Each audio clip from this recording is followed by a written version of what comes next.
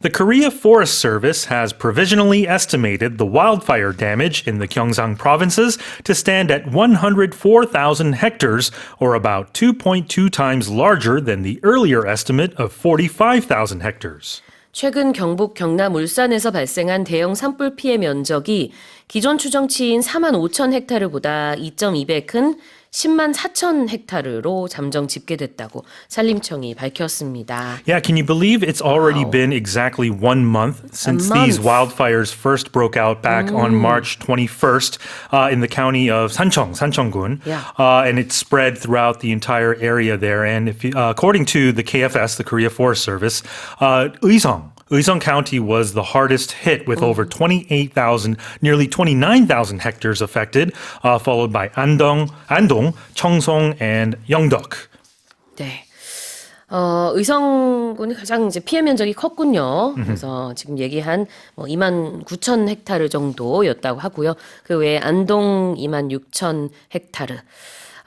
등등 많은 곳이 지금 피해를 입었는데 당초에는 이제 총 피해 면적이 대략 한 4만 5천 헥타르일 것이다 했는데 알고 보니 2배 이상 넓은 10만 4천 헥타르의 피해 면적이 이제 최종 집계가 됐습니다. Right, and this is actually not even finalized either. 최종 집계는 아니군요. Because the final absolute conclusive sort of result will be confirmed by the Central Disaster and Safety Countermeasures Headquarters. So That this takes is some time. Yes, that'll take some time, and the reason for the disparity there is because officials have had difficulty in identifying the fire lines because of the heavy smoke and the strong winds. So it's an ongoing process. Yep. But provisionally, right now, we're at, over 104,000 hectares. All right, so this is not conclusive. No. You just said provisional there. Could you tell us Exactly. about that term? Yeah, so if something's provisional, it means it's subject to further confirmation, perhaps. So for the time being,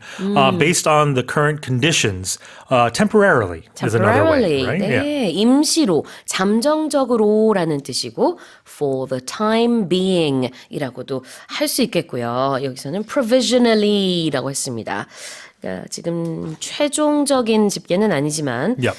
일단 지금까지 나온 잠정적인 결과는 그렇다. There was an early estimate as well. Exactly. So these are all estimates Yeah. in a way, because an estimate in noun form is an approximation, right? It's an educated guess.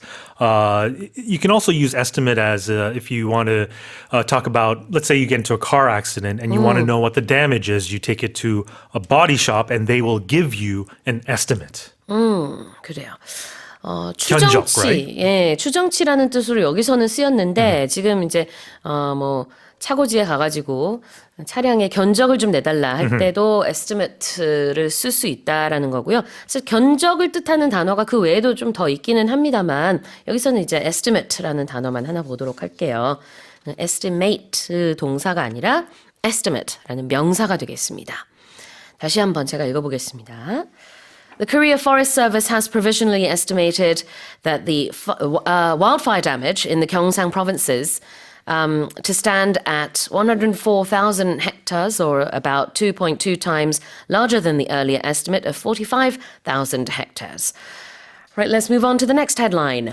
Seasonal flu cases among children and young adults have resurged, with 21.6 out of every 1,000 outpatients nationwide suspected of having contracted the influenza virus between April 6th and 12th, according to the Korea Disease Control and Prevention Agency.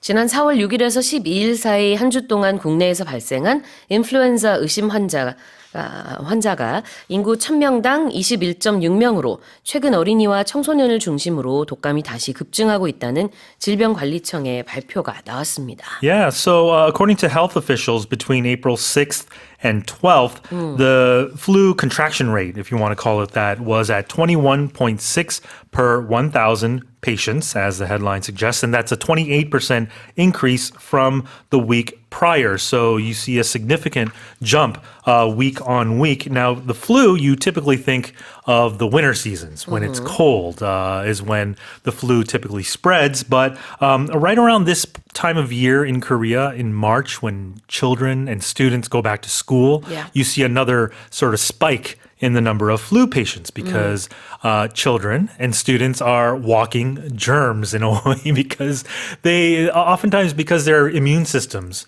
are still developing. Yeah. They contract colds, and you have children, so you probably know this. If one child, at 어린이집 gets a cold, then everyone pretty much gets a cold. Absolutely.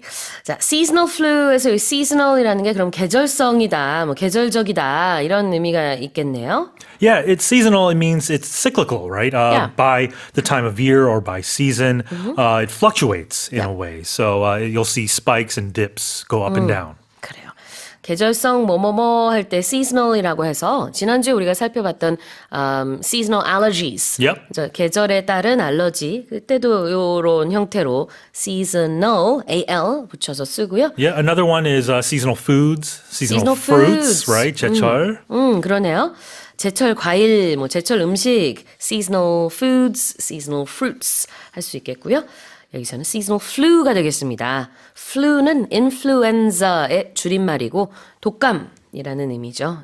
사실 일반적으로는 flu를 훨씬 더 많이 써요. Yeah. 원어민들은 이제 influenza라는 단어는 거의 대화 속에서 듣기 힘들고요. 뉴스에서나 한두 번 이렇게 나오죠. Right. And what's interesting is because it's the name of a virus, you usually put the in front of it too. The flu. So I have the flu. I have the cold. 그러네요. 네, 맞습니다. 이 관사를 넣어서 그냥 flu 하는 것보다는 I have the flu라고 하는 게 자연스럽습니다. 자, 그 다음에는 there's been a resurgence. To resurge? Yeah, if something surges, first of Yeah. all, it means it increases very suddenly, right, and powerfully. But if it resurges, it comes back, Yeah. back up from a low point to rise again. 그래요. re가 붙으면은 다시라는 뜻이죠. 네, surge라는 거는 이렇게 물결이 올라오는 것처럼 아니면 전력이 엄청나게 늘어나는 것처럼 뭔가 올라가는 거거든요. 그래서 resurge라는 것은 다시 살아나다. 독감 바이러스가 좀 잠잠하다가 좀 다시 굉장히 환자 수가 많아진 모습을 표현하고 있네요. Yeah, you can use this in terms of the weather too, another weather reference. But it was warm for a little bit. And then we had a little cold spell for a couple of weeks, We did, right? And then yeah. now temperatures are resurging. right now. 맞아요. Yeah. 기온이 다시 오르고 있다. Temperatures are resurging. 이렇게 표현할 수 있겠고 독감 환자 수 같은 경우에는 이게 보통 1000명당 몇 명의 환자가 있다. 이렇게 늘 측정을 한다고 합니다. 발표도 이렇게 하고요. 그런데 평균적으로는 제가 알기로는 1000명당 지금쯤이면 8명, 9명 이 정도여야 되는데 지금 뭐 21명 맞나요? Yeah, 수치가 지금 다 기억이 나지 21.6. 네. And, it's the highest rate since before the pandemic, back in 2019. Back then, it reached a rate of 42.1. So it's not as high as that. Okay, but it's right, still, post-pandemic, 그래요. it's still the highest level. 네, 그리고 일주일 전보다도 지금 많이 오른 수치가 되겠습니다. 아무래도 이제 데이터이다 보니까 소수점이 들어가 있어요. 우리가 Yeah. 사람을 소수점으로 말하지는 않지만 예, 데이터라서 그렇습니다. 다시 한번 제가 읽어볼게요. Seasonal flu cases among children and young adults have resurged, with 21.6 out of every 1,000 outpatients nationwide suspected of having contracted the influenza virus between April 6th and 12th, according to the Korea Disease Control and Prevention Agency. International travelers to the U.S. have reportedly declined sharply since President Donald Trump returned to office, with government data showing a nearly 12% drop in overseas visitors in March compared to the same month last year. 미국 정부 자료에 따르면 3월 미국 방문객이 전년 동기 대비 12% 가까이 감소하는 등 도널드 트럼프 대통령 취임 이후 미국을 방문하는 해외 여행객 수가 크게 줄어든 것으로 알려졌습니다. Yeah, so if you compare that with the figures in February saw a 2% year-on-year drop, but March that declined significantly down to 12% Yeah. compared to the same month last year. And by region, visitors from Western Europe saw a big decline, and also from Central America and the Caribbean. The Caribbean saw a 26% decline in visitors, and also Korea as well. Korea saw saw there's been a gradual decrease in visitors to the U.S. from Korea, down 9% in January. Last month, it was down 15%. And I would guess that a lot of these reasons is because of many of the Trump administration's policies, their sort of hostile rhetoric. All this combined is making for people maybe thinking of other places to go visit aside from the U.S. And some experts are saying that all this could translate to a loss of almost $9 billion in lost tourism and travel revenue for the U.S. Well, President Trump has returned to office. Yes, he This is has. his second time serving as president. Yeah. So tell us about that expression, to return to office. Yeah, so the word office itself here refers to a position of responsibility, namely the presidential position. Yeah. We just say, who is in office right now? We can say who's president. It's not in the office. No. It's just in office. In office, Yeah. right. So you have this sort of not ambiguous, but abstract instead of an actual office or room.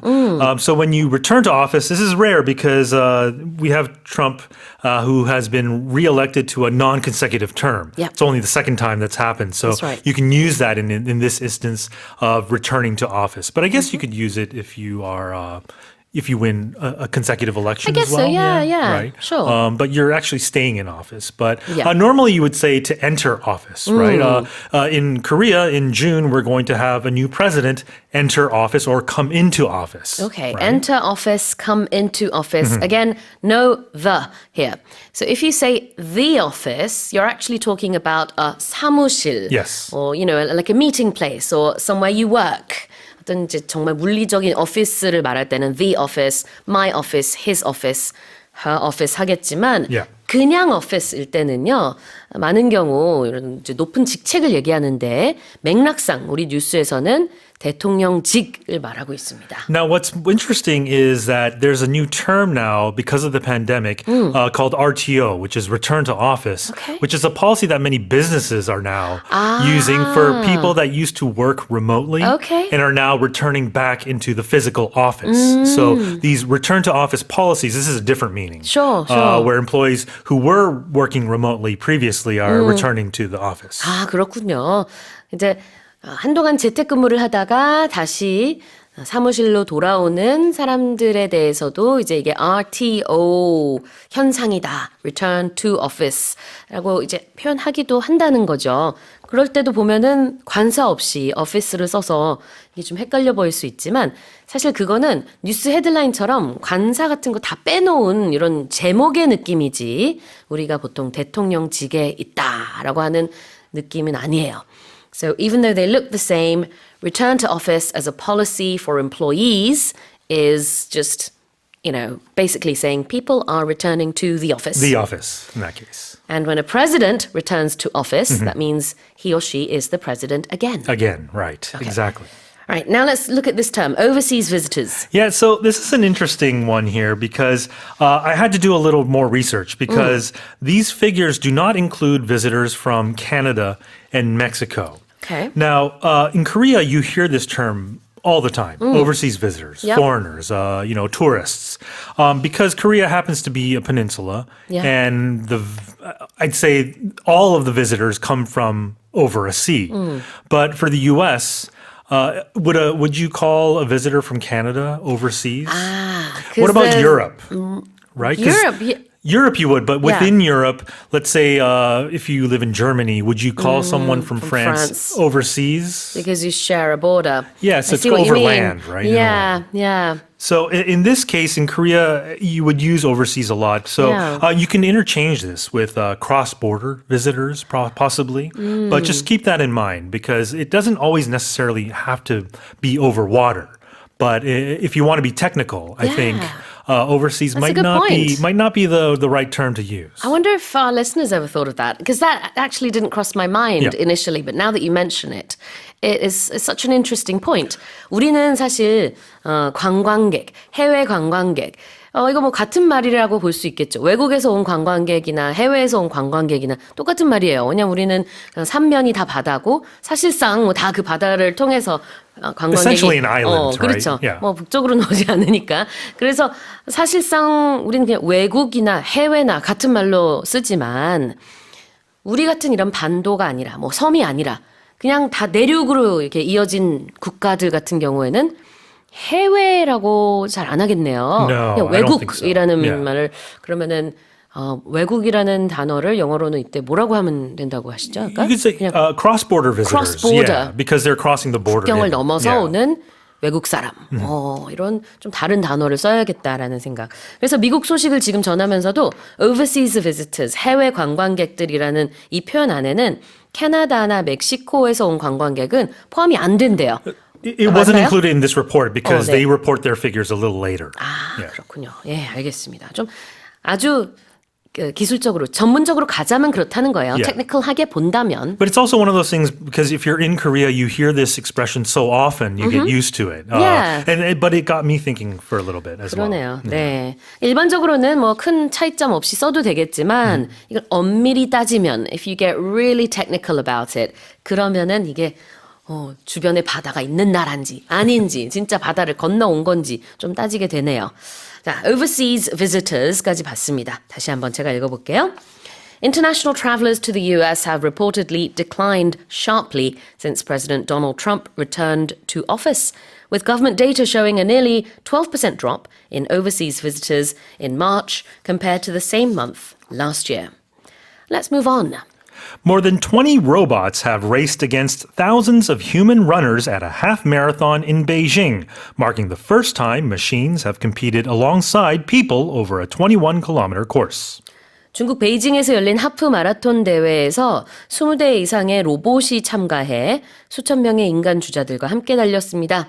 21km가 넘는 거리를 기계가 사람과 경쟁하며 달린 것은 이번이 처음입니다. I'm not sure if you've seen video of this race. It's I actually heard- very funny. Yeah, the robots had a hard time, didn't Yeah, they? they did. Yeah. It's funny and tragic at the same time Yeah. because this has been a challenge for scientists and engineers is to develop a robot or a humanoid robot that mimics human walking or running, which is very hard, Yeah. apparently, because they look human. A lot of them, actually, some of them don't look human, but to go over this 21-kilometer course was a daunting task. The winner actually finished it in a time of 2 hours and 40 minutes, which was about half the time, more than half the time of the human winner of this race of 1 hour. It's a half okay. marathon, right? Right, So, right. but I guess this is more sort of the progression that scientists are having to go through in the development of robots to become more like humans, like you and I. 그러니까 굉장히 다양한 기업에서 이런 로봇을 만들고 출전을 시킨 거군요. Yeah. 다 한 곳에서 만든 게 아니라. No, no, no. 그래서 이렇게 각양각색의 그 로봇 형태가 나타난 Yes. 것이고 좀 더 잘 뛰는 로봇이 있었고 그다음에 이걸 다 완주하지 못하고 그냥 스팀이 나오고 그래서 이제 좀 고장이 나는 로봇도 있었고 A 그랬던 lot of them 모양이에요. collapsed. 쓰러졌다고요? So when you see them collapse to the ground, it's very sad in a way because they look like a human, but of course they're not. 네, 그렇습니다. You should go check it out. It's fun. To race against something. Yeah, when you race against something, quite literally, you're competing with someone in a physical race, right? But you can use this figuratively, like as in a race against time, for instance, when Yeah. time is a critical factor, or if there's a rescue operation, time is of the essence. It's a race against time. 네, 시간과의 사투다 이런 표현을 쓸 때도 it's a race against time이라고 할 수 있는데 여기서는 robots raced against humans 로봇이 사람과 경쟁을 했다, 그러니까 달렸다. They competed alongside people. Yeah, so again, alongside you can use literally, where if you're physically beside somebody, you're alongside. Here, the robots raced alongside the humans, but also alongside you could use it at the same time, or if you're just coexisting with someone, or if you together in cooperation work with someone. Let's say EBS is working with a nonprofit organization to Right. raise money, for example, 그래요. alongside. Alongside는 옆에 나란히라는 뜻이고요. ALONGSIDE alongside. 다시 한번 읽어보겠습니다. More than 20 robots have raced against thousands of human runners at a half marathon in Beijing, marking the first time machines have competed alongside people over a 21-kilometer course. Let's move on to the final headline. Korean director Chung Yoo-mi's animated film Glasses has been invited to compete in the Critics Week short film category at the 78th Cannes Film Festival set to kick off on May 13th. 오는 5월 13일에 개막하는 제78회 칸 영화제의 비평가 주간 단편 경쟁 부문에 우리나라 정유미 감독의 애니메이션 영화 안경이 공식 초청받았습니다. Yeah, so Angyong, the Korean title being Angyong, Yeah, glasses. Glasses. It's a short 15-minute animation, and it depicts the psychological growth story of a young woman while repairing her broken glasses, and she confronts and reconciles her sort of inner shadow. And this isn't actually the first time director Jung Yoo-mi has been invited to Cannes. Back in 2009, she was the first Korean animator to be invited to the Director's Fortnight at Cannes with her animation Dust Kid. But this time, this year, no other feature film, short or long, has been selected to feature at Cannes. This is the only one. And the Critics Week, this is a separate category, but it's an unofficial section that introduces feature and short films with fresh artistic value. 비평가 주간 Critics Week라고 하네요. 여기서 안경은 영어로 반드시 복수 형태로 씁니다. Glasses. 왜냐하면 영어에서는 요 알 하나하나를 개별적으로 보기 때문에 glass, 그러면 유리고 glasses라고 해야 안경이 되는 거죠. Unless you have one of those old monocles. Yeah, that's different though. You still don't call that a glass. I don't think. It's not a glass. You would call it a monocle. A monocle. 그래요. Animated film, I think we're familiar with this, but tell us about it. Sure, animation. Animated film is the formal way of saying it's where movement and characters are created using, frame by frame techniques. You would just, back in when we were young, we just say cartoons. Yes. But now with It's a bit the different. computer graphics and all that, it's Yeah. a little different. Yes. And often we use the shortened term CGI for the computer graphic images Sure. that are used in animated films. If something is set to kick off, Yeah, so there's two expressions here. If you're set to do something, you're ready to do something, right? You're planning to do something, and if something kicks off, it starts or it begins. So if something's set to kick off, it's ready to begin.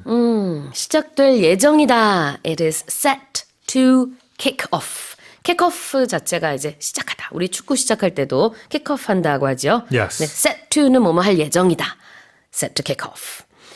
다시 한번 읽어보겠습니다. Korean director Jung Yoo-mi's animated film Glasses has been invited to compete in the Critics Week short film category at the 78th Cannes Film Festival, set to kick off on May 13th. And that's it for our headlines with Shane. Incheon International Airport ranked third in international passenger traffic last year, with over 70 million passengers travelling through Korea's main gateway on international routes. 인천국제공항이 지난해 국제선 여객 기준 7천만 명 이상의 실적을 올리면서 전 세계 공항 중 이용 여객 순위 3위에 올랐습니다. Tell us more. We've gone up and down the charts. Yeah. Back in 2023, we were ranked 7th in the world. In 2018-2019, we were 5th before the pandemic. And in 2024, we had 70.67 million passengers using international routes via Incheon Airport. That was up 26.7% on the previous year. We're not as busy as two other airports, though. Okay, which are those? Number 2 is my home country's airport, London Heathrow. Heathrow. And number 1 is Dubai International Airport. I think there are many transfers happening through Dubai, as well as many people visiting, but certainly Korea's not doing too badly when it comes to a busy airport at number 3. It's almost a personal best for Incheon International Airport. Yeah, and certainly a fantastic sign of the recovery after the pandemic, that we're back up to this many people travelling again. Absolutely. Ever since records began for Incheon in 2001, I believe, this is the best that it has done in terms of passenger traffic. What is passenger traffic? Well, we talk about traffic on the roads. I'm sure there are many listeners commuting at the moment who are experiencing traffic. They are in traffic. But passenger traffic is the people who are not driving or not controlling the vehicle, going back and forth, in this case, using the airport. So in and out, in and out. 여객 수송을 이제 passenger traffic 이렇게 부른다고 합니다. 그래서 이게 지금 공항 중에서 이용 여객 순위를 passenger traffic 왜 이렇게 발음이 안 될까요? It's okay. You can do it too. passenger traffic. 이런 랭킹이라고 부르는데 인천 International Airport가 number 3였습니다. 작년에. Incheon Airport is often referred to as many things. One of those is the main gateway to Korea. Yes, so a gateway is an entrance, usually physically with a gate. In this case, well, we have gates at the airport, but it's not that kind of gate. It just Right. means the way to get in somewhere. So if you want to enter Korea, we have a number of airports which have international flights. We have a number of ferry terminals that have Right. international ferries coming in. They are all gateways, but the most people come through Incheon, so it's the main gateway. 네, 주요 관문이라는 뜻이죠. 그래서 인천공항을 한국으로 들어오는 주요 관문이다. 이렇게 표현하기도 해요. Korea's main gateway Korea's main gateway is Incheon International Airport. Now, last year, as I'm sure a lot of people know, Incheon Airport finalized the Terminal 2 construction. Yes. And it was a long process, but I think thanks to that, we're able to now have more passengers and more flights leaving and arriving at the airport. Yes, so I say thank you to the staff because Yeah. they're very, very busy with so many people coming in and out. Absolutely. Let me read the headline again. Incheon International Airport ranked third in international passenger traffic last year, with over 70 million passengers traveling through Korea's main gateway on international routes. Let's move on to the next headline. Subway fares across Seoul, Incheon, and Gyeonggi province are set to increase by 150 won after the presidential election in June, as part of efforts to address Seoul Metro's long-standing financial challenges. 서울교통공사에 누적된 재정난을 해결하기 위한 방안으로 수도권 지하철 기본요금이 6월 대통령 선거 이후 150원 인상될 예정입니다. So does that mean it's going from the current 1,400 to 1,550? That's right. And to be honest, we've been expecting this for a while. It was announced in 2024 by the Seoul government that there would be an increase. And Right. it has not come yet, but it is coming now in June. The big issue is that Seoul Metro had a net loss of 724 billion won last year. They've got a cumulative deficit that stands at something like 18.9 trillion won. They need money to run, and they Yeah. don't have enough money. And, well, to be frank, one of the easiest ways to get more money is to charge a little more for your subway ride. They say the date for this, although it's not set yet, is likely to be the end of June. Yes. So even though the presidential election will be early June, I think a few weeks after that, we may see the prices go up for the subway. Yes, I mean, thank goodness we now have that special card where you can travel as much as you like per month. We'll Yep. have to see whether prices for that go up as well. But certainly get your wallets ready. 그래요. 서울시 그리고 경기도 또 인천시와 코레일이 함께 논의해서 정확한 날짜를 정할 거라고 합니다. 아마 6월 말 정도가 되지 않을까 이렇게 추측이 되고 있는데요. 상당히 많은 지금 손실액과 적자를 기록하고 있기 때문에 그동안에도 많이 얘기가 됐었고 아마 이제 6월 달에는 확실시 되는 것 같네요. 1,400원에서 1,550원으로 수도권 지하철 기본요금이 인상이 됩니다. This is a long-standing issue. Yeah, which means it's been around for a long while. It's been around for years. Yeah. If you have a long-standing agreement or a long-standing issue or a long-standing anything, it's not been around for a week or a month. It's probably been around for a year or longer, possibly a decade, possibly a century.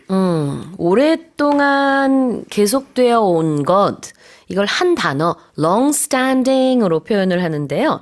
A long-standing issue 그러면은 해결되지 않은 채로 계속되어 온 issue. Yeah. long-standing challenge 그러면은 어떤 이제 문제가 있었는데 역시 해결되지 않은 채로 쭉 오랫동안 지속됐다. Yes, but we can also have it positively like a long-standing friendship or a long-standing relationship. It just good- means it's been going for a long time. I like that. 오랜 우정. Yeah. 이런 것들도 이제 long-standing friendship으로 표현할 수 있겠네요. Well, we've had a long-standing on-air friendship. It's been Yeah. over 5 years. That's Has it quite a already? while. 그러네요. 선생님과 저도 한 5년 이상 방송, 이 모닝 네. 스페셜을 통해서 처음 만났었는데 벌써 이렇게 5년 넘게 radio friendship, broadcasting friendship을 계속 We 키워가고 actually 있습니다. hate each other in real life. We have a long-standing animosity. No, No, we friendship, don't. friendship. Yes. 네, 이렇게 쓰는 형용사가 되겠고, 자, financial challenges. Well, if we have a financial challenge, there's an issue with money. And if it's a challenge, it means something is challenging us. It's causing us problems or Right. making obstacles. Basically, we don't have enough money. Students, I think, if they don't have a grant or they don't have enough money from family, they may have financial challenges. When you first become employed and you want to live on your own, Yeah. you may face all sorts of financial challenges. Absolutely. So challenges here is basically difficulties. Yes, it's some kind of obstacle, Yeah. problem, or difficulty. 네, 장애물이나 어려움 이런 것들을 challenges라고 해요. 그래서 이게 사실은 챌린지는 도전이 아닌가 이렇게 생각하실 수도 있는데 도전의 의미도 있죠. 이 경우는 도전보다는 어려움이라고 Yeah. 해석을 하는 게 더 좋습니다. So, for example, I'm getting older. And I'm facing little by little more physical challenges. My eyesight is getting worse, so I have to get new glasses. My knees are creakier than they used to be. My back sometimes hurts. These are all challenges. 네, 신체적으로 예전보다는 좀 힘든 어려운 점들이 느껴진다. 몸이 예전 같지 않다라는 얘기를 또 I have some physical challenges 이렇게 표현할 수 있겠네요. financial이 붙으면은 이제 돈과 관련된 거니까 재정적인 어려움이라고 볼 수 있습니다. 자, 다시 한번 제가 읽어볼게요. Subway fares across Seoul, Incheon, and Gyeonggi province are set to increase by 151 after the presidential election in June as part of efforts to address Seoul Metro's long-standing financial challenges. The popularity of Dubai-made chocolate bars combining pistachio cream, shredded pastry, and milk chocolate has fueled a global pistachio supply crunch, sending its prices soaring. 피스타치오 크림에 잘게 자른 페이스트리와 밀크 초콜릿을 섞은 일명 두바이 초콜릿이 인기를 끌면서 피스타치오가 전 세계적으로 품귀 현상을 빚으며 가격이 급등했습니다. But I thought in Korea this trend had faded, but I guess around the world it's still popular. This is the thing, and it's been popular for a little over a year. I Yeah. think December 2023 was when it first kicked off, when there was a viral video, and then everybody started to want to taste this pistachio chocolate. Yeah. And then we saw prices rising, like the pistachio kernel prices went from $7.65 a pound to $10.30 a pound now in just a year. That's how much they are now. Wow. The thing is, we had a big supply of pistachios before this chocolate, and now we've hit this crunch, which means the prices have skyrocketed, and you're going to have to pay more if you like that little green nut. 그래요. 우리나라에서는 사실 유행이 좀 지난 것 같은데 전 세계적으로는 여전히 유행이라고 합니다. 그러다 보니까 공급이 수요를 따라잡지를 못하고 있는 것 같고요. 피스타치오가 가격이 많이 오른 건데 이 피스타치오가 영어로는 어떻게 발음하신다고요? Pistachio. 약간 다르죠. 피스타치오라고 우리는 하지만 영어로는 pistachio. Yeah, it's a very smooth. It's almost like it's S-H-I-O, Yeah, pistachio. exactly. 네. And I have to say I'm upset, Sue, because I like a salted pistachio. Oh, I love I pistachio don't nuts. care about chocolate and pistachios, but salted pistachios are one of my favorites. Yeah, me too. 저도 비슷하네요, 선생님이랑. 사실 저는 초콜릿에 들어간 피스타치오는 잘 모르겠는데 그냥 피스타치오 너트는 너무 맛있죠. 고소하고. 자, 아까 크런치 설명 미리 해주셨는데 이게 뭐 아삭아삭 깨무는 그 크런치가 아니라 But it's a good pun. 네, 맞아요. 여러 가지 의미로 중의적인 의미로 쓸 수 있기는 하겠지만 여기서는 어떤 어려움 그런 의미가 있는 거죠. Yeah, so I think there are two main meanings that you'll see it used in the news. One, like here, is to be a sudden shortage or a stop of something, Right. a crisis, often financially. Like 2008, we had the credit crunch. The other way we use it, like it's a crunch point or it's crunch time, meaning this is the turning point. This is where something very important has to happen, or if it doesn't happen, there's going to be a disaster. Those are the two meanings you'll see it often used in the news. And of course, if you're eating an apple or a nut, well, you can crunch on it. 네, 이게 다 깨무는 것도 크런치이기도 하고요. 그 다음에 크런치하다고 하면 또 그런 이렇게 약간 아삭아삭한 Yeah. 식감을 말하는데 그런 의미 말고 여기서 말하는 이제 피스타치오 supply crunch의 crunch는 부족 현상. Yeah. 뭐 무슨 우리 그 경제 난 아니면은 공급 난 얘기할 때도 financial crunch, supply crunch 이렇게 표현할 수 있어요. Yeah, and 그게 부족하다는 뜻이죠. Yes, and because we're taking it from that action, it's a quick action. So it's Yeah. not something that's taking a long time. It's something that's happening fairly rapidly, and it could actually ease rapidly as well. 네. It's boom, that's the crunch. 그래요. 그래서 좀 그 어려운 시기 같은 것을 표현하기도 합니다. 경제 뉴스에서 가끔 나오고요. 이 경제적인 의미로는 크런치가 또 다른 의미를 가지고 있어요. 그건 뭐냐면 계산하다라는 의미도 있는 거죠. So if you calculate something, you say you need to crunch the numbers. Yeah, when we're using it as a verb, yes. So if we're crunching something, we're chewing it up. In this case, the numbers. 맞아요. 그래서 이게 굉장히 다양한 의미가 있다는 걸 알 수 있을 텐데 일단 지금 여기서 말하는 Global Pistachio Supply Crunch라는 것은 국제적인 피스타치오 공급난 그런 부족 상태를 얘기하고 있고요. Can I throw in one more meaning? Please.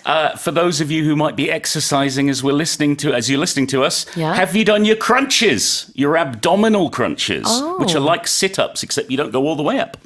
아, 그렇게 그 스트레칭이 아니죠. 뭐 운동하는 것 중에 Yeah, 크런치라는 게 it's a 있군요. crunch is when you lie on the floor with your knees up and your feet on the floor, and then you slowly tilt your body towards your knees a little 윗몸 bit. 일으키기 같은 건가 보다. My 저도 most 잘 모르- hated exercise. 알겠습니다. 자, 그리고 fuel이라는 동사도 볼까요? I'm fueled by coffee and chocolate, meaning it keeps me going, it gives me energy. Yeah. That's the meaning. So here, if anything is fueling something else, it's giving it energy, it's Yeah. making it go up, it's making it rise, it's making it increase, it's making it faster or bigger, whatever it is, it's helping it along the way. 네. 연료를 공급하는 것처럼 무언가를 가속시킨다라는 의미가 있습니다. 자, 그래서 지금 이렇게 많은 사람들이 일명 두바이 초콜릿을 찾다 보니 피스타치오 공급이 부족해지는 상황이 가속화되고 있다. 이렇게 또 이해할 수 있겠네요.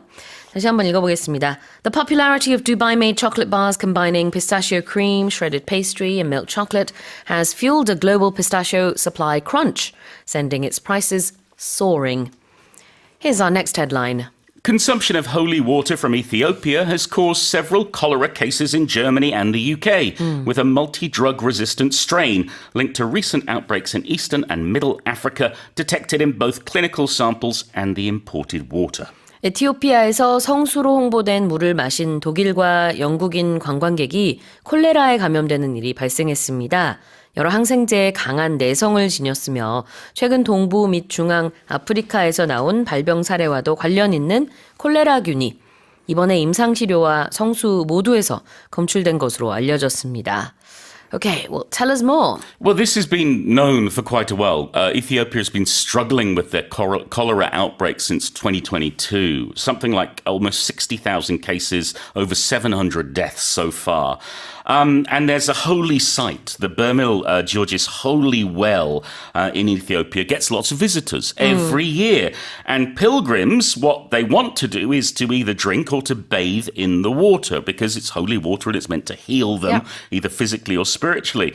However, public authorities have warned this is a risk factor for cholera, this well in particular, consumption of holy water. They try to take preventative measures during religious holidays. Some people do get sick. The thing that's different here is it normally doesn't spread to Europe. We don't have cholera being taken back to Europe. So this is unusual and concerning, but hopefully the hospitals will be taking care of the patients. 네. 아프리카의 한 지역에 있는 우물에서 이 물이 이제 holy water다, 성수다라고 이렇게 알려지면서 많은 사람들이 나도 마셔보고 싶다, holy water인데 했는데요. 영국인 4명, 독일인 3명이 콜레라에 걸렸다고 합니다. 콜레라 같은 경우에는 이제 걸리면은 뭐 설사 그런 증상이 있을 수도 있고 그 다음에 이제 탈수 현상 또 일어나고요. 아주 심한 경우에는 very fatal. Yes, I mean, 100 years ago in Korea, in Europe, cholera was usually fatal. It was deadly because we didn't have the medicine. But then we developed medicines that could cure cholera. 네. But we also were in a very difficult position now because some strains of cholera, well, medicine's not effective. 그래요. 그래서 이 fatal이라는 단어가 나오면은 사망에 이를 수 있다 이런 단어가 되겠죠. 그런데 이번에 감염된 환자들은 모두 다행히 회복했다고 합니다. 네. 치료하기 위해서는 뭐 항생제 등등을 사용했는데 사실 이제 이 콜레라가 항생제에 대한 내성이 또 있고 그러다 보니까 좀 걱정을 많이 했지만 다행히 회복을 다 했다고 해요. 자, 표현을 좀 보겠습니다. Multi-drug resistant strain. A very frightening phrase, which we're hearing more and more in 2025. A strain is a kind of a virus or an illness. So we'll talk about the strain of the flu or the strain of COVID or the strain of cholera. Right. And if it's multi-drug resistant, it means it doesn't respond to several drugs. The drugs have no impact. They have no effect. The virus or the bacteria, whatever it is, can beat them off. 그렇죠. Multi-drug, 여러 약물, resistant, 그것에 내성이 있는 strain, 유형 정도라고 하면 될 것 같아요. 자, 그다음에 if something is detected. It means we found it. We were looking for it or looking Yeah. for something and we found it. Like a detective who 네, detects. 그렇죠. 감지해서 발견하는 것을 be detected라고 표현을 하죠. 그러니까 뭐 발견됐다 이렇게 보시면 되겠습니다. 다시 한번 읽어볼게요. Consumption of holy water from Ethiopia has caused several cholera cases in Germany and the UK, with a multi-drug resistant strain linked to recent outbreaks in Eastern and Middle Africa, detected in both clinical samples and the imported water. Let's move on to the final headline. New research suggests that increasing potassium-rich foods like bananas and broccoli in one's diet may be more effective in managing high blood pressure than simply reducing sodium intake. 바나나와 브로콜리처럼 칼륨이 풍부한 음식을 더 많이 먹는 것이 단순히 나트륨 섭취를 줄이는 것보다 고혈압 관리에 더 효과적일 수 있다는 연구 결과가 나왔습니다. First things first, Yes. you said potassium and I said kalium, but they are the same thing, apparently. And They I sound said completely different. sodium and Oh, maybe you I said said- natrium. Yes, 맞아요. 지금 사실 선생님이 쓰신 그 화학 용어들, 포타시움하고 소디움, 이 제가 말한 우리말의 그 칼륨과 나트륨이랑 완전히 단어가 다른데 같은 거예요. Yeah, I mean, we're getting into chemistry now Yes. and the periodic table. But the point is, bananas are good for you, and potatoes are good for you, and spinach is good for you, and avocados are good for you. These foods that have lots of potassium could well help your blood pressure if you have an issue. So this new study is saying that eating these potassium-rich foods could help to bring your sodium levels down, to bring your Yeah. blood pressure down. I mean, the other thing that you can do is not eat so much processed food. 그렇죠. 혈압을 낮추는데 지금 얘기했던 바나나라든지 뭐 브로콜리 이런 것들이 굉장히 효과가 좋다라는 얘기가 되겠고요. This is good in managing high blood pressure 이렇게 표현하네요. Yeah, if you're managing high blood pressure, you're not getting rid of it, but you're getting it under control. You're keeping it low enough that you're not going to be seriously ill or die. 네. high blood pressure가 고혈압인데 그것을 관리, managing 한다라는 것은 혈압을 낮춘다, 고혈압을 좀 조절한다 이런 의미가 되겠고요. Yeah, so if you have diabetes, we talk about managing diabetes, making sure that you're looking at what you eat. If you need to take injections, take injections. 네. 그리고 아까 얘기했던 그 문제의 단어 중에 하나죠. 소디움, 우리말로는 나트륨이라고 네. 하는데 그것의 intake는 뭘까요? Well, intake is something that goes into us. Here it's eating. We're going to be eating the salt, eating the sodium or the natrium. But yeah, we use this word intake when it comes to food, drink, medicine, anything that we're taking into our body. 네, 섭취를 intake라고 하고요. sodium, S-O-D-I-U-M, 이게 바로 우리가 말하는 나트륨이고요. 소금을 말하는 거죠, 한마디로. 자, 그럼 다시 한번 제가 읽어보겠습니다. New research suggests that increasing potassium-rich foods like bananas and broccoli in one's diet may be more effective in managing high blood pressure than simply reducing sodium intake. Well, that's it for the headlines. As part of efforts to expand renewable energy, the industry ministry has announced that Korea will build its largest offshore wind power cluster by 2033 in the waters off Shinan in South Jeolla province with a combined capacity of 3.2 gigawatts. 산업통상자원부는 재생에너지 확대를 위한 방안으로 2033년까지 전라남도 신안군 해역에 총 3.2기가와트 규모의 국내 최대 해상풍력 단지를 조성한다고 밝혔습니다. Tell us more. Yeah, so South Korea is planning to build its largest ever offshore wind power cluster by the year 2033, and that's in efforts to significantly boost its renewable energy output. So the massive project will be located off the coast of Shinan in South Jeolla province, which is about 300 kilometers southwest of Seoul. And it will consist of 10 wind power complexes with a total generation capacity of 3.2 gigawatts, surpassing the output of 2 nuclear power plants. And this marks a major leap from the country's previously announced 1.4 gigawatt wind power project in North Jeolla province and signals a strong commitment to clean energy development and carbon neutrality.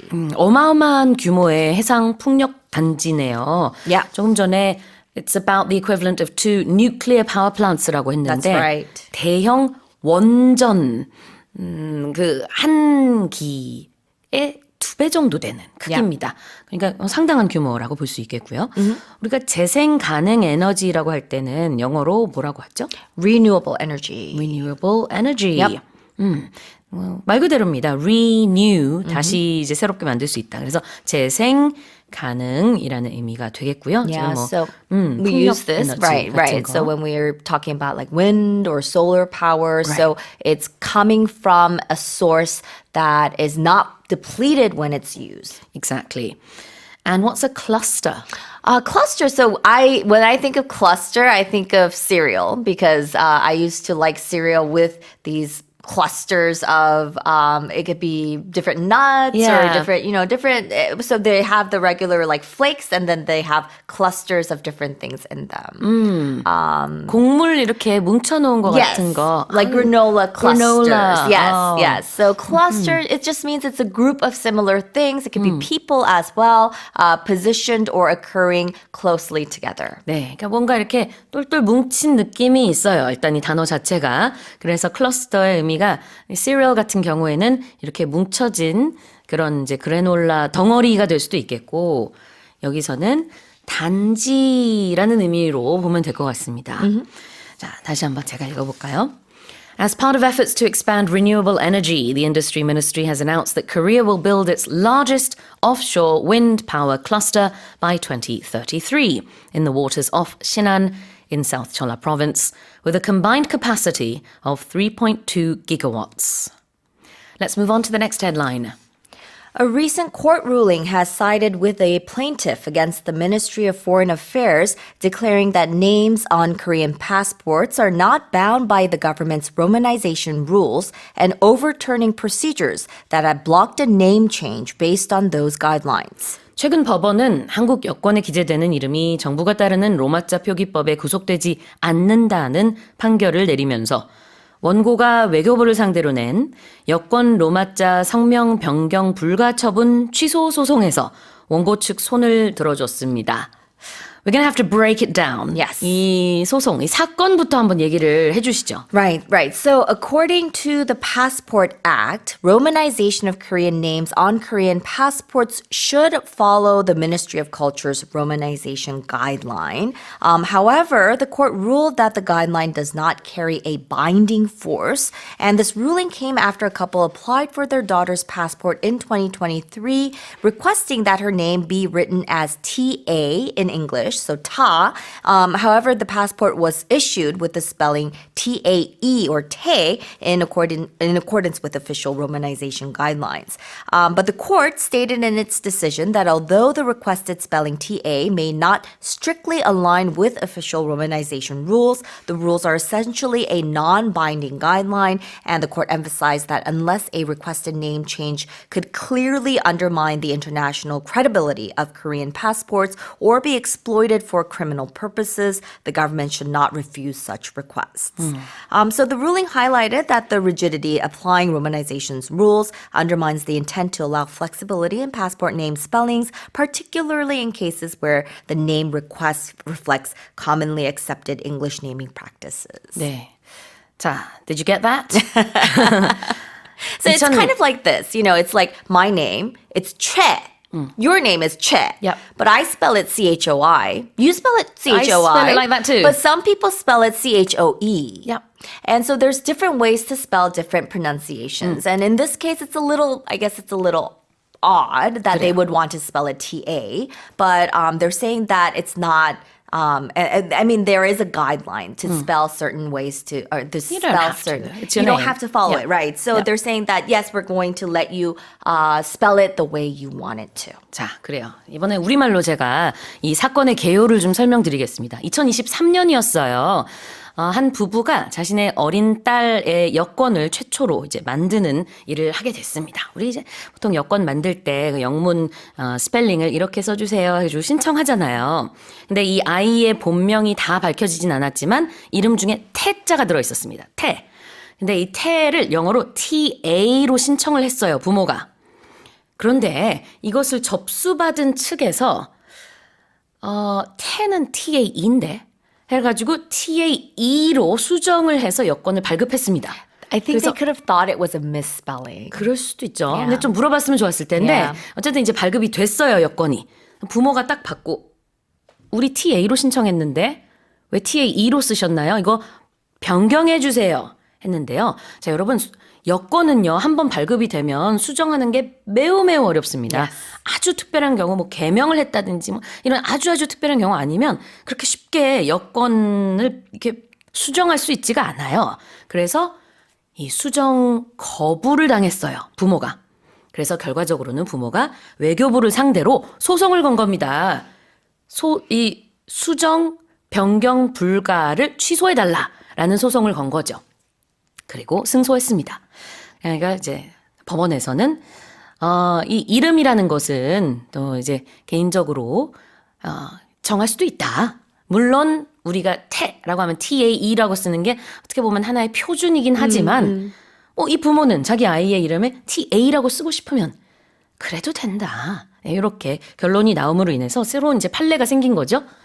이제는 법적으로도 자기 이름을 자기가 원하는 스펠링으로 해도 된다라는 그런 이제 판례가 생겼다는 데 의미가 있는 것 같습니다. This is interesting though, because I wonder if these parents, because nowadays I'm not sure what the process is here, but if they use the English spelling when we're writing like official documents. For example, if we were to travel, not to travel, but within Korea, Yeah. if she were to like fill out an English name, or I don't know if it's a she or a he. I think it was a daughter. 딸이었던 것 같아요. Right. 네. But if they would be consistent in using the spelling, or if they would go back and because a lot of people, if they look at this, they might not recognize it as 태. Yeah, but it really depends. 참고로 저는 여권에 SUEJIN 이렇게 그냥 어릴 때부터 쭉 지금까지 쓰고 있어요. 근데 일반적이진 않아요. 수진의 이제 한글 스펠링은 아마 SOO 아니면 SU Yeah. 이렇게 많이 쓰는 것 같은데 저는 그냥 처음부터 그렇게 써왔어요. 이건 뭐 참고로 말씀드리는 건데 다행히 제가 쓴 거는 뭐 누가 알아서 수정을 하거나 이러진 않았고 Yeah. 네, 그대로 받아들여져가지고 문제없이 지내고 있습니다. 자, 우리 표현을 좀 볼까요? The court has sided with the plaintiffs. Yeah. If you side with someone or if you side with something, it means you agree with or support the opinions or actions of someone or something. 그래요. 자, 누구의 편을 들다라는 뜻인데 좀 캐주얼한 표현이지만 법원에서 손을 들어줬다. 즉 원고 측 승소 판결을 내렸다라는 의미를 the court sided with the plaintiff라고 했어요. plaintiff가 원고입니다. 그러면은 피고는 defendant 이렇게 Yes. 표현을 하나요? Yeah. 네. 자, 참고하시면 되겠고. 자, 그다음에는 이제 bound by something, to be bound by. Yeah, we usually use this in legalese or when we're talking about law. So if you are forced to do what a law or agreement says you must do, that means you are bound by that law. 그래요. 무엇에 얽매이다라는 의미가 원래는 있기 때문에 구속력이 있다. 이렇게 법적 용어에서는 해석을 하죠. 그래서 legally binding, 그러면 법적 구속력이 있다. 이런 표현도 있고. So the spellings for passports, they are not bound by the government standards. 정부에서 보통 이렇게 추천하는 그런 기준에 구속력이 있는 거는 아닙니다. 영문 표기는 어떻게 보면 개별적으로 나는 내 이름을 이렇게 쓰겠다. 이렇게 할 수도 있겠죠. Alright. Well, let me read this one more time. A recent court ruling has sided with a plaintiff against the Ministry of Foreign Affairs, declaring that names on Korean passports are not bound by the government's Romanization rules, and overturning procedures that had blocked a name change based on those guidelines. An American aircraft manufacturer has announced plans to develop an air taxi network in New York City, aiming to transport passengers to their flights within minutes using its piloted electric air taxis. 미국의 한 항공기 제조업체가 항공 택시 연결망을 뉴욕시에 구축해 자사의 전기 항공 택시로 승객을 몇 분 안에 공항까지 수송한다는 계획을 발표했습니다.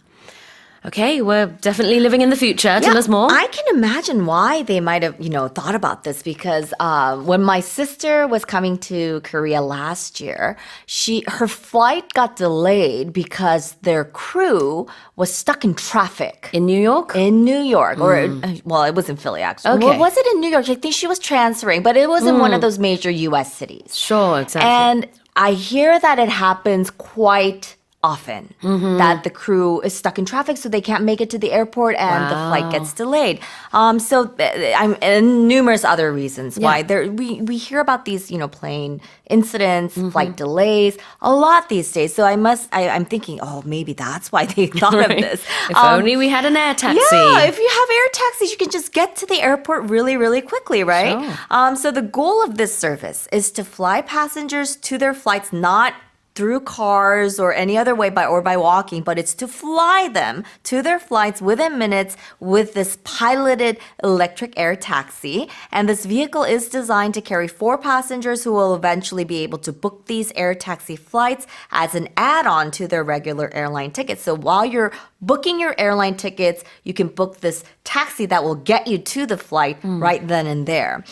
So initially, the service would be pretty expensive, I would imagine, and it would be targeting, if you are flying business class or first class, and if you have a lot more money to spend, and if you have to get somewhere very quickly, you might be able to afford this. But the long-term goal is to make it more affordable enough for everyday commuters to use it regularly, potentially replacing car rides to and from the airport. Right. So the company, they previously announced plans to establish air taxi networks in Los Angeles and San Francisco, and they're currently in the final stages of securing approval from the U.S. Federal Aviation Administration. All right. Let's look at the expressions plans to develop something. Yeah, plans to develop means, they have this sort of structured set of actions and strategies designed to bring about some sort of plan. So it's you have a set sort of strategy in order to carry out a plan. Right. And in this case, if you're developing something, it would be to maybe improve or grow your company, or it could be, in this case, it would be to carry out this project. 무언가를 개발할 계획. Plans to develop something. And develop has many meanings, Yeah. but in this case, we're looking at 개발. The next one is piloted. Yeah, piloted. So it would be to act as a pilot of an aircraft or a ship, or in this case, it would be an electric taxi. 그러니까 조종사가 타고 있는 이라는 형용사예요. A piloted electric air taxi. 다시 읽어보겠습니다. An American aircraft manufacturer has announced plans to develop an air taxi network in New York City, aiming to transport passengers to their flights within minutes using its piloted electric air taxis. Let's move on to the next headline. San Francisco tech entrepreneur Lucy Guo has officially been recognized by Forbes as the world's youngest self-made female billionaire at age 30, overtaking pop superstar Taylor Swift. 미국 샌프란시스코의 IT 사업가 루시 고어가 팝스타 테일러 스위프트를 제치고 30세의 나이로 경제 전문 매체 포브스에서 세계 최연소 자수성가형 억만장자 여성으로 공식 선정됐습니다. Tell us more. Yeah, so her net worth topped 1.2 billion after a recent tender offer pushed the valuation of Scale AI, which is her former company, to $25 billion. And she co-founded the San Francisco-based AI data labeling firm in 2016 and retained her equity after leaving in 2018. So she co-founded Scale AI back in 2016 with Alexander Wong, and this firm specializes in data labeling for artificial intelligence systems and serves major clients including the US government and OpenAI. So like I said, she exited the company in 2018, but she retained her equity, which has now turned into a $1 billion fortune because of her company's soaring valuation. So she was raised in California to Chinese immigrant parents, and she began coding in middle school. She briefly studied at Carnegie Mellon University before dropping out to join the Thiel Fellowship in 2014. 그래요. 테일러 스위프트는 지금 35이더라고요. 그래서 이제 테일러 스위프트를 제치고 최연소 여성 억만장자라고 해야 될까요? Yeah. 네. 그 자리에 등극한 여성입니다. Yeah. 이름이 루시 고어고요. Yeah. 우리 돈으로 환산하면은 자산이 한 2조 원 정도가 된다라고 합니다. 21살 때 이 AI 스타트업 회사를 시작을 했대요. 근데 대학교 중퇴하고 그다음에 AI 코딩 여기에다가 이제 정말 올인을 한 거죠. Yeah. 이게 이제 자기 인생을 걸고 열심히 일한 성과가 그대로 뭐 결실을 맺은 것 같습니다. 역시 AI 우리는 지금 한 뭐 2, 3년 정도 동안 많이 얘기하고 있지만 벌써 한 10년 전부터 It's been a while, right? 이쪽 분야에 대해서 정말 좀 눈이 튀고 잘 알았던 이런 사람들은 미리부터 준비를 하고 있었네요. Yeah, because they were talking about coding and learning coding for quite some time now. But I do have to mention that the group of self-made women billionaires under 40 around the world, there are less than 10 of them. Oh. So it's a very, very elite group. self-made가 바로 왜 발음이 안 되죠? Yeah. 자수성가. 되는데. Yeah. 자, 자수성가형, 자수성가한이라는 형용사죠. self-made. Right. So it means that she was able to achieve it herself. So she didn't inherit this fortune. 네, 그렇습니다. 네, 그래서 영어로 self-explanatory 한 것 같아요. 그냥 딱 이해가 되는 표현들이죠. self-made. 스스로 만든 그런 이제 부라는 의미가 되겠습니다. 그래서 비록 이제 30살이긴 하지만 그래서 뭐 굉장히 젊다 이렇게 생각할 수도 있지만 지금 벌써 10년째 이 일을 하고 있는 거고요. She didn't even finish school. She was like, 맞아요. I'm gonna code. 사실 10년 전에는 내가 AI 스타트업 회사 한다 그러면은 투자자들을 모으기가 굉장히 힘들었다고 들었어요. 그럼에도 불구하고 아주 잘하고 있는 모습이고. She overtook Taylor Swift. Yeah. If you overtake someone, it means you catch up with them and pass them Yeah. while going in the same direction. 그렇습니다. 제치다. 누구보다 앞서가다. 이런 의미가 되겠죠. 그동안에는 이제 테일러 스위프트가 그 자리를 차지하고 was at 있었는데 the top, yeah. 네. 네, 테일러 스위프트도 나이가 들기 때문에 이제 그거보다 더 젊은 Yeah, there will be more people coming. Yeah. 네, 루시 고어가 이제 최연소 여성 억만장자라는 타이틀을 거머쥐게 됐습니다. 다시 한번 제가 읽어볼게요. San Francisco tech entrepreneur Lucy Guo has officially been recognized by Forbes as the world's youngest self-made female billionaire at age 30, overtaking pop superstar Taylor Swift. Let's move on to the next headline. Snowfall across the Himalayan mountain range has dropped to its lowest level in 23 years, posing a serious threat to the water security of nearly 2 billion people. 히말라야 산맥의 적설량이 23년 만에 최저 수준으로 떨어지면서 이 지역 담수에 의존하고 있는 약 20억 명 인구의 물 안보가 위협받고 있다는 발표가 나왔습니다. What do we know? So this is according to the International Center for Integrated Mountain Development, or the ICIMOD, and they say that this region, it feeds 12 major river basins, and they saw a 23.6 decline or percent decline in snow persistence, and it marks the third consecutive year of reduced snowfall. And this report warns of decreased river flows, increased groundwater dependence, and heightened drought risks.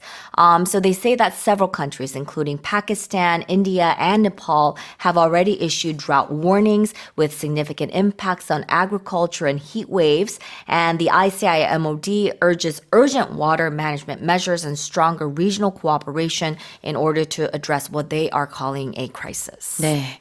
히말라야 산맥이 한 20억 명 사람들에게 굉장히 중요한 담수 공급원으로 역할을 하고 있거든요. 그렇기 때문에 지금 이렇게까지 눈이 많이 녹고 있고 또 물이 부족하고 한 그런 상황은 많은 사람에게 영향을 미치고 있습니다. This poses a serious threat. Yeah, so if something poses a serious threat, it means that it has created some sort of substantial dangerous situation or a harmful situation. Exactly. 자, 심각한 위협을 가하다 아니면 심각한 위협이 되다. Pose a serious threat. Now, what about water security? Yeah, water security is, if you have water security, it means that you are in the state of having a reliable access or having reliable access to a sufficient quality of clean water. 우리가 생계를 위해 필요한 그런 물을 제공받을 수 있는 상태, 이거를 물 안보라고 하는데요. 영어로는 water security. 다시 한번 읽어보겠습니다. Snowfall across the Himalayan mountain range has dropped to its lowest level in 23 years, posing a serious threat to the water security of nearly 2 billion people. And that's it for the headlines with Karen Choi. A survey conducted by researchers at Stanford University shows that Koreans spend an average of 0.5 days a week working from home, the lowest among 40 countries. 미국 스탠퍼드 대학교 연구진이 재택근무 현황을 조사한 결과 한국인의 재택근무 일수가 주당 평균 0.5일로 전 세계 40개국 중 가장 적은 것으로 나타났습니다. Tell us more about this. Yeah, so obviously a lot of people started working from home through the pandemic before, and it seems that in Korea, those people have gone back to the office, whereas in a lot of other countries, they've continued to work from home.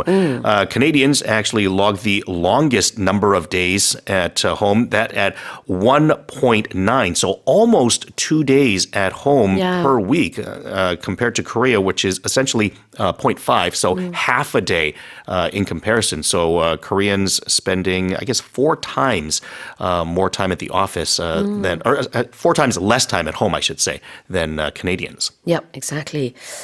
자, 이번 연구 결과, 설문 결과는요, 40개국의 대졸자 16,000명을 대상으로 한 겁니다. 그래서 40개국이 그렇게 된 거고요. 그 중에서 이제 재택근무를 가장 많이 하는 나라가 캐나다로 드러났는데 일주일 중에 1.9일, 그러니까 한 이틀 정도는 재택근무를 여전히 하고 있다.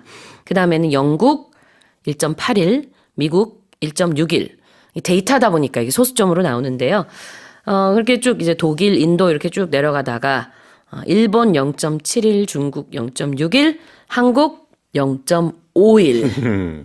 제일 적네요. Half a day. But do note at the same time that it's not just Korea when it comes to Asian countries, as Japan and China were actually very similar to Korea. So it seems to be like an Asian culture thing as opposed to That's just... what they said. Yeah, it's not just isolated as a Korean thing. It seems to be more of an East Asian thing. 맞아요. 이게 스탠퍼드대에서 이렇게 설문조사 결과를 보면서 대체적으로 아시아 국가에서는 지금 재택근무를 많이 안 하고 있구나. 서양 국가에서는 많이 하고 있구나. 그래서 좀 문화적인 차이가 있을 수 있다. 이렇게 해석을 하고 있고요.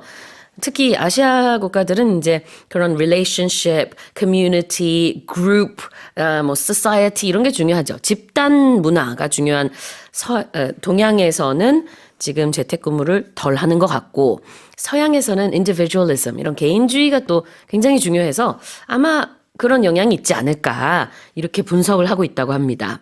Yeah, It's an interesting one. I've Yeah. also heard that there's a lot of problems that have formed because people aren't going to work in North America.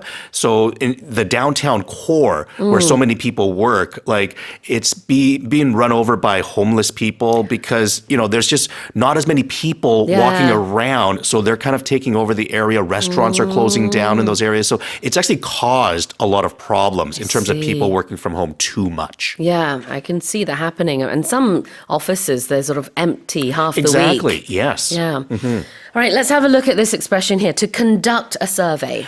Yeah, when you're conducting a survey, you're just doing Yeah. a survey. When you conduct anything, you're doing something. But I think it gives you the feeling that it's a little bit more organized Yeah. when you're doing something. In the same sort of way, think of a conductor that is kind of leading an orchestra. You have this big organization. It has to be well organized in order for a symphony to be able to operate at its peak. Yeah. And in the same sort of way, when you're conducting a research, you're not doing it haphazardly. You're kind of slapping it together. You're making sure this is well organized and well executed. And I think those words come together. You don't often hear people say, I'm doing a survey. I mean, you could, but I think most people will always say, I'm conducting a survey. Yes. Yeah. Although it means I'm doing it. Yeah, exactly. 뜻은 그냥 조사하다, 설문조사하다, 리서치하다.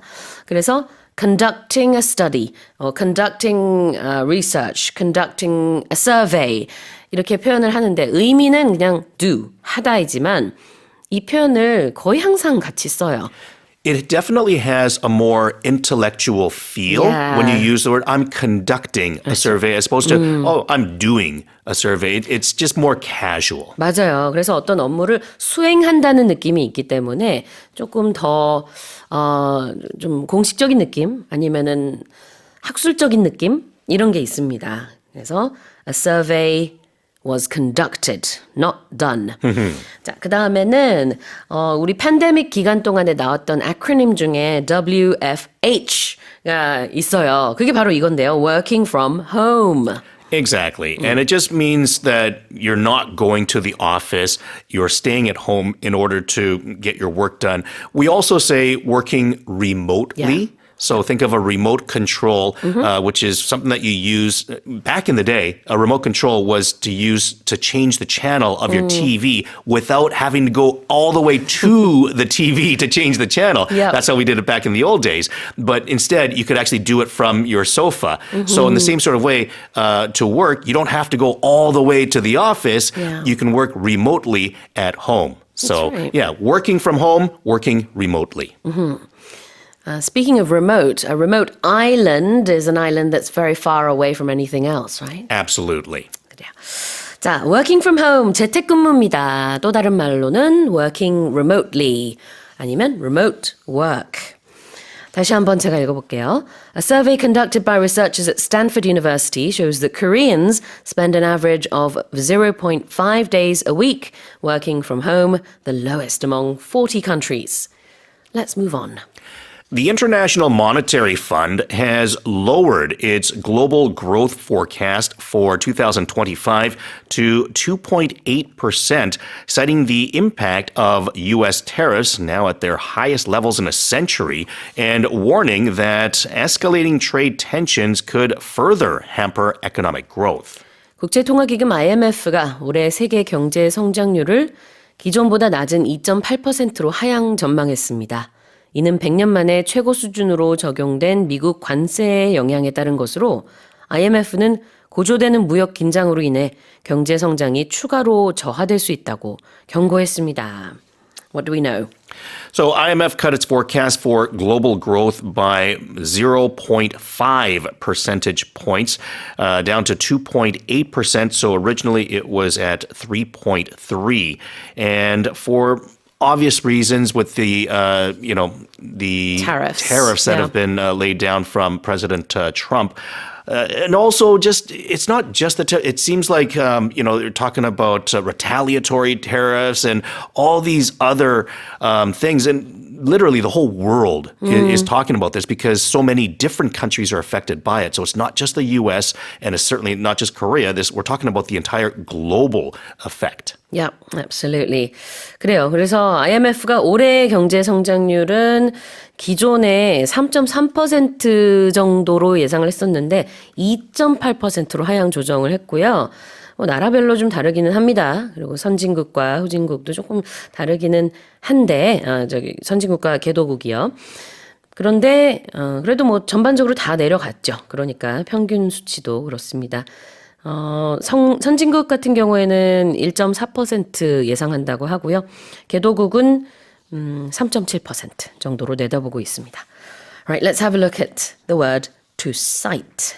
If you're citing something, then you're using this as a reference or as evidence of some sort. You're saying, let me cite this. See, look at this. This is my proof, or this is why I'm giving this as a reason. This is the reason for my statement. 이유를 드는 거, citing a reason이라고 할 수 있고요. 여기서는 이제 왜 2.8%로 경제 성장률을 전망하고 있느냐, citing blah blah blah 이런 이유를 대고 있다. And of course, this is citing spelled with a C. Yes. So C-I-T-I-N-G or C-I-T-E as opposed to S-I-G-H-T, being able to see something. It's a completely different word, even though they sound the same. 맞아요. 자, 동음이요. S-I-G-H-T, S-I-T-E, 그다음에 C-I-T-E 다 발음은 똑같은데 의미가 다 다르죠. 그래서 지금 얘기하는 CITE는 이유를 대거나 아니면은 citation, 인용하거나 할 때 쓰는 표현입니다. What about to hamper? Hampering something is making something more difficult or less likely to succeed. So you're causing maybe an obstacle or making something more difficult on someone or something. 그래요. 방해한다는 의미가 있습니다. To hamper something, 뭔가를 방해하다. 다시 읽어볼게요. The International Monetary Fund, or IMF, has lowered its global growth forecast for 2025 to 2.8%, citing the impact of US tariffs now at their highest levels in a century, and warning that escalating trade tensions could further hamper economic growth. The Academy of Motion Picture Arts and Sciences has announced that films using artificial intelligence will still be eligible for Oscars, stating that AI use will neither help nor hurt a film's chances of nomination. 아카데미 시상식을 주관하는 미국 영화예술과학 아카데미 이사회는 인공지능 사용이 오스카상 후보로 지명되는 기회를 돕지도 방해하지도 않는다는 말과 함께 AI 기술을 사용한 영화도 후보 선정에서 배제하지 않겠다라는 입장을 밝혔습니다. Okay, so AI can be used. It's not a good thing or a bad thing. It just can be used, right? Yeah, it's you're able to do it. And I didn't know this, but apparently Adrian Brody in particular, he won the Oscar for Best Actor for the movie The Brutalist. And when he was speaking Hungarian, AI was used in order to improve his accent. So yeah, so you know it actually has, and apparently that was a hot topic at this most recent Oscars because there were a lot of different movies that use slight versions of generative AI here and there to make the movie a little bit better. And they're saying, well, hey, I mean, computers made that. Some people are arguing that you're not fully immersed in the art if you're using AI to help the picture's image a little bit. Yeah, I mean, it kind of makes sense because we've already been using CGI to improve appearances. The visuals, yeah. So now to use AI to improve accents, that works for me. I don't know. But, to what extent you can use AI, if AI is actually going to replace the actors, I don't know how far we're going to go. But I guess it's all okay. I wonder if it'll get to the point where you can have a conversation with someone over the phone or video and then use the AI to perfect your accent in the language that you're trying to talk. So, my Korean would actually be perfect. But what about when you see them in person?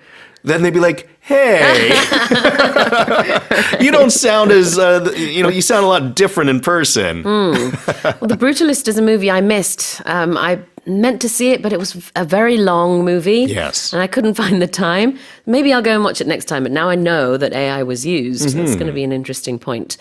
Okay. Now, if you're eligible for something, what does that mean, Jason? If you're eligible for something, it means you qualify. You're allowed or able to do or win something. Right. In a lot of cases, we talk about eligible as you're eligible to win this as a prize, whereas some people, if you don't meet certain stipulations, then you are not eligible. Right. The stress is on the L, right? The eligible. Yes. Eligible. Yeah, I think in a lot of cases, like Korean apartments, you have to be eligible under certain circumstances. Like, I live in Gimpo, so because of I'm in Gimpo, then my eligibility is different for an apartment lottery that's, let's say, in Uijeongbu, right? Or like I think they're zoned off differently, so your eligibility is different. 네. Eligibility는 자격. Be eligible. 그러면 자격이 있다. And chances of nomination? The chances of nomination, chances meaning that your probability or your likelihood, your chances, like your percentage, how likely you are to do something. And for a nomination, you're being nominated to win an award, so you're being allowed to be among the finalists. The chances of nomination은 그러니까 후보에 오를 확률이 되겠네요. 가능성을 chances라고 합니다. 다시 읽어볼게요. The Academy of Motion Picture Arts and Sciences has announced that films using artificial intelligence will still be eligible for Oscars, stating that AI use will neither help nor hurt a film's chances of nomination. Let's move on to the next headline. Neuroscientists have found that estrogen, besides its multiple health benefits known today, it is also essential for healthy brain development. 에스트로겐이 오늘날 잘 알려진 여러 건강상의 이점을 가진 것 외에 건강한 뇌 발달에도 필수적인 기능을 한다는 사실이 신경과학자들에 의해 밝혀졌습니다. What do we know about estrogen then? Yeah, so of course, estrogen is the hormone that you will find in females, very important for reproductive health. But also, estrogen strengthens bones. It keeps skin supple and regulates sugar levels, increases blood flow, lowers inflammation, and it supports the central nervous system as well. So a very important hormone. 우리가 그동안에 사실 에스트로겐 하면은 여성 호르몬 이렇게 많이 부르기도 했는데 이 명칭이 뭐 약간 잘못됐다 이런 얘기들도 있다고 합니다. 왜냐하면은 물론 여성들에 많이 있는 건 맞지만 남성에도 있고요. 그 다음에 테스토스테론은 남성 호르몬이다 이렇게 부르지만 여성한테도 있어요. 그러니까 뭐 Different levels. 맞아요. 어느 정도냐 이런 차이는 물론 있죠. 발음이요, 선생님. 한국에서는 에스트로겐 이렇게 하는데 estrogen. 영어는 맞아. 에스트로겐. 콜라겐도 마찬가지예요. 그 영어로는 콜라겐 안 하고 Collagen. 콜라겐 이렇게 하죠. 그래서 뒤에 gen 이렇게 발음이 좀 달라진다는 거. 자, 그래서 이런 이제 에스트로겐의 여러 가지 이점이 있다는 얘기인데 그 건강상의 이점을 multiple health benefits라고 하는군요. Yeah, so multiple, then you're thinking that it's got lots. It's not just one, but it's several. It's more than one. And usually we're talking like 5, 6 at least when we're talking multiple something. In this case, we're talking about health benefits. Benefits is something that's good for you. So in this case, we're talking about your health, your personal body, and the good things. It's got a lot of good things for your body. 그 다음에는 이제 필수적이다라고 할 때는 essential. Essential is something that is necessary or perhaps even needed. Yeah. So something that you need. 그래요. 꼭 필요한 것들. 다시 한번 제가 읽어보겠습니다. Neuroscientists have found that estrogen, besides its multiple health benefits known today, it is also essential for healthy brain development. 자, 마지막 헤드라인입니다. The U.S. Food and Drug Administration has announced plans to phase out petroleum-based synthetic dyes in food products by the end of next year. 네, 미국의 식품의약국 FDA는 식품 제조 시 석유 기반 합성 식용색소의 사용을 내년 말까지 단계적으로 금지해 나가겠다고 발표했습니다. Tell us more. Yeah, so there's a lot of foods that use these different colorings and they're not natural. I've seen a lot of videos actually recently of people looking at American food products and saying, look, this has these colors. These are not allowed in Europe, he was saying, because in Europe they use natural colorings and stuff that are okay for you, but there's a lot of products that are going to have to change in the future. So they're going to be phased out. Yeah, and if you're phasing something out, then through steps, you're going to get rid of something so that something is no longer used, but you're not doing it immediately. You're usually going to do it in step by step or in phases. Yeah. A phase, P-H-A-S-E, is a kind of step or a time, a short period of time when you do something. Yeah, we talk about the phases of the moon as an example. The okay. full moon, a quarter moon, a half moon. Yeah. So those are the different stages of that as it changes. And, you know, you go through different phases in your life. So it's different periods. Yeah. But when you phase something out, it's not necessarily just all at once, like, okay, let's get rid of it. But you're going to phase it out over time or slowly so that it's not so abrupt. 그렇죠. 이 phase가 어떤 주기나 시기, 단계를 말하고 있기 때문에 동사로 썼을 때는 단계적으로 out, 나가게, 없어지게 한다, 폐지한다 이런 의미가 되겠습니다. 자, 그 다음에 synthetic. Synthetic is something that is man-made, and it's usually something to imitate or be like something that is natural. So you hear this a lot with like motor oils. You have natural oil that you use in the car to give it lubrication, but nowadays they have synthetic oils that are man-made, but they're made to be like the natural oils. They say that it's better, but they have different things like that. Anything that's made chemically, usually it's something that is going to be made from man. It's not just something you can find in nature, but they use it for different products. synthetic는 합성한 것이나 인조의 의미가 있습니다. 자, 그럼 다시 한번 제가 읽어볼까요? The U.S. Food and Drug Administration has announced plans to phase out petroleum-based synthetic dyes in food products by the end of next year. Well, that's it for the headlines with Jason Lee.